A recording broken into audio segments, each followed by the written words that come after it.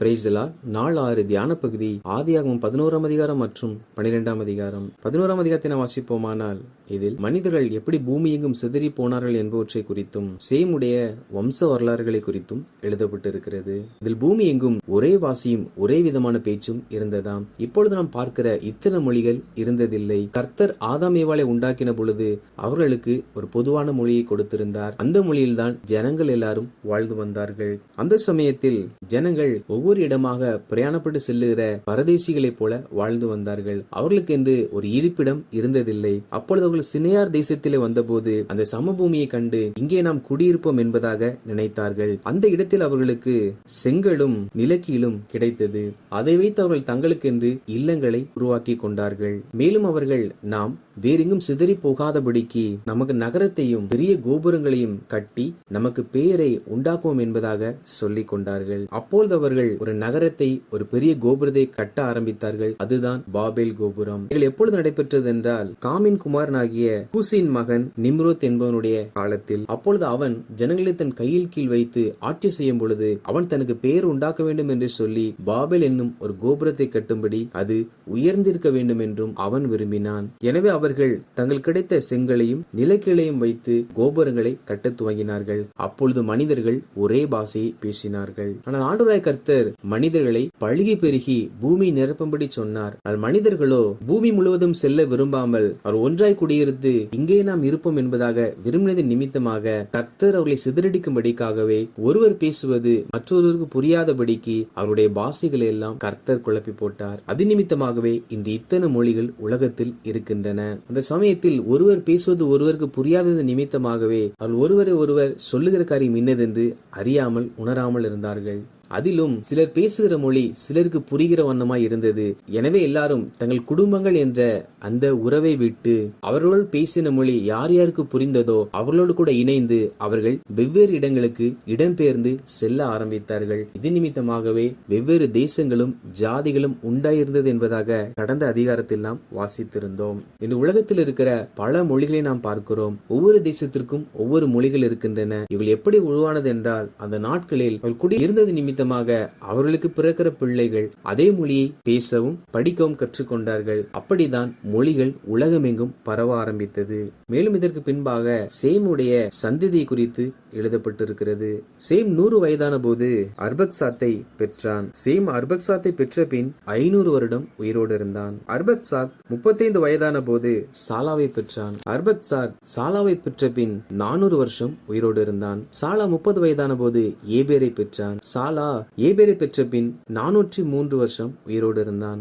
ஏபேர் 34 வயதான போது பேலகை பெற்றான். ஏரேப் பேலகை பெற்ற பின் 430 வருஷம் உயிரோடு இருந்தான். பேலகு 30 வயதான போது ரெகுவை பெற்றான். பேலேகு ரெகுவை பெற்ற பின் 280 வருஷம் உயிரோடு இருந்தான். ரெகு 32 வயதான போது செருகை பெற்றான். ரெகு செருகை பெற்ற பின் 107 வருஷம் உயிரோடு இருந்தான். செருகு 30 வயதான போது நாகோரை பெற்றான். செருகு நாகோரை பெற்ற பின் 200 வருஷம் உயிரோடு இருந்தான். நாகோர் 29 வயதில் தேராகை பெற்றான். நாகோர் தேராகை பெற்ற பின் 119 வருஷம் உயிரோடு இருந்தான். தேராகு 70 வயதான போது ஆபிராம் நாகோர் ஆரான் என்பவர்களை பெற்றான். இந்த தேராகு என்பவன் விக்கிரகத்தை செய்கிறவனாய் இருந்தான். இந்த தேராகின் குமாரனாகிய ஆரானுக்கு லோத் என்னும் குமாரன் பிறந்தான். ஆனால் தேராகுக்கு முன்பதாகவே ஆரான் மரித்து போனான். தேராகுடைய குமாரனாகிய ஆபிராமும் நாகோரும் சாராய் மில்காள் என்னும் பெண்களை திருமணம் செய்து கொண்டார்கள். இந்த சாராயும் மில்காளும் யார் என்றால் ஆபிரகாமின் சகோதரனாகிய ஆரோனுடைய குமாரத்திகளாகும். இவர்கள் எல்லாருக்கும் சந்ததி இருந்தது. ஆனால் ஆபிராமுக்கு மாத்திரம் சந்ததி இல்லாது இருந்தது. ஆபிரகாமின் மனைவியாகிய சாராய் பிள்ளை இல்லாத மலடியாய் இருந்தாள். அப்பொழுது தேராகு தன் குமாரனாகிய ஆபிராமையும் தன் பேரனாகிய லோத்துவையும் தன் மருமகளாகிய சாராயையும் அழைத்து கொண்டு கல்தேருடைய பட்டணத்தை விட்டு கானான் தேசத்துக்கு போக புறப்பட்டான். ஆரான் மட்டும் வந்து அங்கே இருந்தார்கள். அப்பொழுது தேராகு தன்னுடைய 205ஆம் வருஷத்தில் மரித்தான். 12ஆம் அதிகாரத்தை நாம் வாசிப்போம் என்றால், அதில் கர்த்தர் ஆபிரகாமை நோக்கி என்பதாக சொல்லப்பட்டிருக்கிறது. தேராகு ஒரு விக்கிரகத்தை வழிபடுகிற மனிதனாய் இருந்தான். ஆனால் அந்த தேராகுடைய குமாரனாகிய ஆபிராமை கர்த்தர் அழைத்து பேசினாராம். இதற்கு காரணம் என்னவென்றால், வரலாறுகள் இவ்வாறு சொல்லுகிறது. ஆபிரகாம் தன் தகப்பன் செய்கிற அந்த விக்கிரகத்தை எல்லாம் பார்த்து இவைகள் மனிதனால் உண்டாக்கப்பட்டபடியினால் இவைகள் தேவன் அல்ல என்ற ஒரு உணர்வு அவருக்குள் உண்டாயிற்று. அந்த உணர்வு உண்டானது நிமித்தம் அவர் மெய்யான தேவனை தேட ஆரம்பித்தார். இது நிமித்தமாகவே கர்த்தர் தன்னை ஆபிரகாமுக்கு வெளிப்படுத்தினார். அதற்கு பிற்பாடுதான் இந்த சம்பவங்கள் எழுதப்பட்டிருக்கின்றன. கர்த்தர் ஆபிரகாமை நோக்கி, நீ உன் தேசத்தையும் உன் இனத்தையும் உன் தகப்பன் வீட்டை விட்டு புறப்பட்டு நான் உனக்கு காண்பிக்கும் தேசத்திற்கு போ.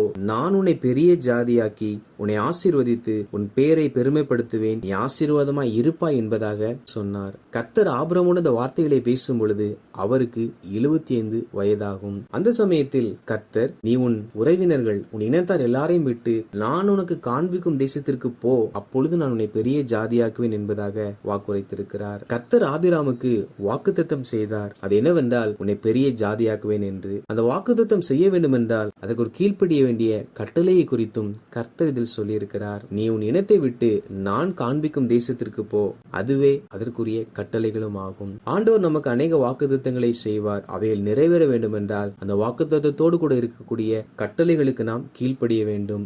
நாம் கீழ்ப்படிந்தால் மாத்திரமே ஆண்டவராகிய தேவன் அந்த வாக்குத்தத்தத்தை நம்முடைய வாழ்க்கையில் நிறைவேற்றுவார். அவர் வாக்கு கொடுத்தால் அதை நிறைவேற்றுவார். அவர் வாக்கு கொடுப்பார் என்றால் அதற்கு நாம் கீழ்ப்படியும் பொழுதே அந்த வாக்குத்தத்தத்தை அவர் நிறைவேற்றுவார். ஆபிரகாம் கர்த்தர் கொடுத்த வாக்குத்தத்தத்தை எவ்வாறு நிறைவேற்றினார் என்பதை இனி வரும் நாட்களில் நாம் தொடர்ச்சியாக பார்க்க போகிறோம். ஆபிராம் தேவனை விசுவாசித்த ஒரு மனிதன். எனவே அவர் கர்த்தர் சொன்னபடியே தன் தேசத்தையும் தன் இனத்தையும் தன் தகப்பன் வீட்டையும் விட்டு தேவன் தனக்கு காண்பிக்க தேசத்திற்கு போக பிரயாணப்பட்டார். ஆபிராம் அவர் மாத்திரம் தனியாய் செல்லாமல் அவர் மனைவியையும் அவர் சகோதரனுடைய மகனாகிய லோத்துவையும் ஆபிராம் சம்பாதித்த எல்லா ஆடு மாடுகளையும் அவர் சகோதரித்த ஜனங்களையும் தன்னோடு கூட அழைத்து கொண்டு செல்லுகிறார்.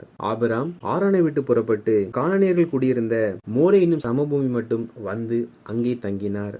அப்பொழுது கர்த்தர் ஆபிரகாமுக்கு தரிசனமானார். அதாவது கர்த்தர் சொல்லுகிற வார்த்தைகளுக்கு நாம் கீழ்ப்படிந்து அவர் சொல்லுகிறபடி செய்வோமானால் கர்த்தர் நமக்கு தரிசனங்களை தருவார். அநேகர் கர்த்தர் தனக்கு தரிசனங்களை தர வேண்டும் என்று விரும்புவது உண்டு. நாம் தேவனுடைய தரிசனங்களை பெற்றுக்கொள்ள வேண்டும் என்றால் அதற்கு அவர் சொல்லுகிற வார்த்தைகளுக்கு நாம் செவி கொடுக்கிறவர்களாய் காணப்பட வேண்டும். கர்த்தர் சொல்லுகிறதை எவன் கேட்கிறானோ அவனிடத்தில் தான் கர்த்தர் தரிசனங்களை காண்பிப்பார், திட்டங்களை வெளிப்படுத்துவார். ஆபிரகாம் கர்த்தர் சொன்னவுடன் கீழ்ப்படிந்து வந்தது நிமித்தமாகவே கர்த்தர் ஆபிரகாமுக்கு தரிசனமாகிறார். அப்படி தரிசனமாகி உன் சந்ததிக்கு இந்த தேசத்தை கொடுப்பேன் என்பதாக கர்த்தர் சொன்னார். ஆபிராமுக்கு இன்னும் பிள்ளை இல்லாது இருந்தது. ஆனாலும் கர்த்தர் உன் சந்ததிக்கு நான் தருவேன் என்பதாக சொன்னார். இதுதான் வாக்குத்தத்தமாகும். இல்லாத ஒரு காரியங்களை கர்த்தர் தருவேன் என்று சொல்லுவதுதான் வாக்குத்தத்தம். இந்த வாக்குத்தத்தத்தை ஆபிராம் விசுவாசித்தார். எப்படி என்றால், ஆபிராம் கர்த்தர் தனக்கு தரிசனமான இடத்தில் ஒரு பலிபீடத்தை கட்டி அங்கே கர்த்தருடைய நாமத்தை தொழுது கொள்ளுகிறார். மேலும் ஆபிராம் அவ்விடத்தை விட்டு இடம்பெயர்ந்து பெத்தேலுக்கு கிழக்கே இருக்கும் மலைக்கு போய் பெத்தேல் தனக்கு மேற்காகவும் ஆயி தனக்கு கிழக்காகவும் இருக்கும்படி அங்கே ஒரு கூடாரம் போட்டு அங்கே கர்த்தருக்கு ஒரு பலிபீடத்தை கட்டி அங்கேயும் கர்த்தருடைய நாமத்தை தொழுது கொள்ள ஆரம்பித்தான். ஆபிரகாம் சென்ற இடத்திலெல்லாம் கர்த்தருடைய நாமத்தை தொழுது கொள்கிறதை நம்மால் இதில் வாசிக்க முடியும். அதாவது ஆபிராம் எங்கெங்கெல்லாம் தங்கினாரோ அங்கே எல்லாம் கர்த்தருக்கு ஒரு பலிபீடம் கட்டி அங்கே கர்த்தருடைய நாமத்தை தொழுது கொள்ளுகிறதை நம்மால் வாசிக்க முடியும். நாமும் ஜெபம் செய்வதற்கென்று ஒரு அறையை நமக்கு ஏற்படுத்தி நாம் எப்பொழுதும் அங்கே ஜெபிக்கிறவர்களாய் காணப்பட வேண்டும். பின்பு ஆபிரகாம் தெற்கே பிரயாணம் பண்ணி போகிறார். அப்பொழுது தேசத்தில் மிகவும் பஞ்சமாய் இருந்தபடியினால் ஆபிராம் அவ்விடத்தை விட்டு எகிப்திற்கு போகும்படி பிரயாணப்பட்டார். அவர் எகிப்துக்கு சமீபமாய் வந்தபோது தன் மனைவியினிடத்தில், நீ என் மனைவி என்று அறிவிக்க வேண்டாம், என் சகோதரி என்பதாக சொல் என்பதாக சொல்லுகிறார். அப்பொழுது எகிப்தில் உள்ளவர்கள் சாராயுடைய அழகை பார்த்த பொழுது அவளை குறித்து ராஜாவுக்கு முன்பாக புகழ ஆரம்பித்தார்கள். அப்பொழுது ராஜா சாராயை தன்னிடமாய் அழைத்து வர சொன்னான். இது நிமித்தமாக கர்த்தர் பார்வோனையும் அவன் வீட்டார் அனைவரையும் மகா வாதையினால் வாதித்தார். அக்காலத்தில் தவறு செய்த உடனே கர்த்தர் தண்டிக்கிறவராயிருந்தார். அப்பொழுது பார்வோன் ஆபிராமை அழைத்து, எனக்கு செய்தது என்ன என்று சொல்லி அவரை திட்டி ஆபிராமை எகிப்தை விட்டு அனுப்பி விடுகிறார். இதை நம்மால் இதில் வாசிக்க முடியும். வாசித்த இந்த அதிகாரங்களின்படி கர்த்தர் ஜனங்களாகிய நாம் ஆபிரகாமை போல தேவன் நமக்கு கொடுத்த வாக்குத்தத்தங்களுக்கு நாம் கீழ்ப்படிய வேண்டிய கட்டளை எது என்பதை அறிந்து அந்த கட்டளைகளுக்கு கீழ்ப்படுகிறவர்களாய் காணப்படுவோம். அப்பொழுது ஆண்டவராகிய கர்த்தர் தாமே வாக்கினால் உரைத்த வாக்குத்தத்தங்களை நம்முடைய வாழ்க்கையில் நிறைவேற்றுவார். ஆமேன்.